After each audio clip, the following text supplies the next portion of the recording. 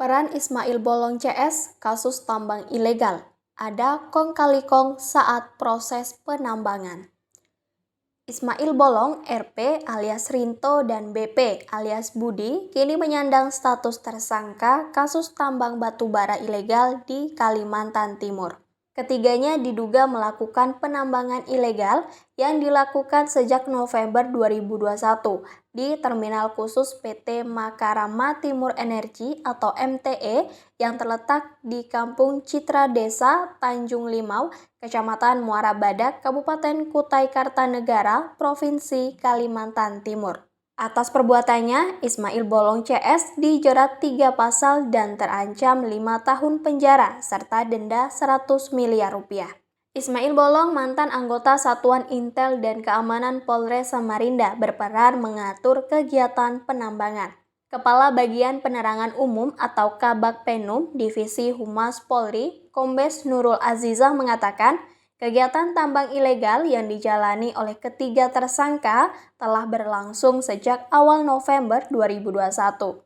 Adapun lokasinya bertempat di Terminal Khusus PT Makarama Timur Energi atau MTE yang terletak di Kalimantan Timur. Lokasi penambangan dan penyimpanan batu bara ini hasil penambangan ilegal, yang juga termasuk dalam perjanjian karya pengusaha pertambangan batu bara PTSB, kata Nurul. Lebih lanjut, Nurul mengungkapkan peran masing-masing ketiga orang tersebut yang telah ditetapkan tersangka dalam kasus ini.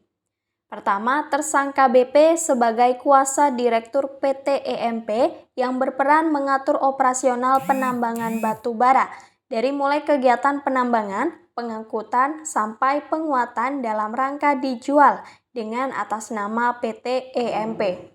Kemudian, tersangka RP merupakan kuasa direktur PT EMP yang berperan mengatur operasional batu bara dari mulai kegiatan penambangan, pengangkutan, dan penguatan dalam rangka dijual dengan atas nama PT EMP. Selanjutnya, tersangka IB atau Ismail Bolong berperan mengatur rangkaian kegiatan penambangan ilegal pada lingkungan PKP 2B perusahaan lain. Selain itu, IB menjabat sebagai komisaris PT EMP yang tidak memiliki izin usaha penambangan untuk melakukan kegiatan penambangan, ujarnya. Ismail Bolong terancam 5 tahun penjara dan denda 100 miliar rupiah. Adapun penyidik di Tipidum Bareskrim Polri menjerat Ismail Bolong dengan pasal 158, pasal 159, dan pasal 161 Undang-Undang Nomor 4 Tahun 2009 tentang pertambangan mineral dan batu bara. Ancaman pidana penjara maksimal 5 tahun dan denda paling banyak 100 miliar rupiah. Saat ini, Ismail Bolong sudah ditahan selama 20 hari pertama sejak Rabu, 7 Desember 2022, untuk kepentingan penyidikan kasus dugaan tambang ilegal di Kalimantan Timur.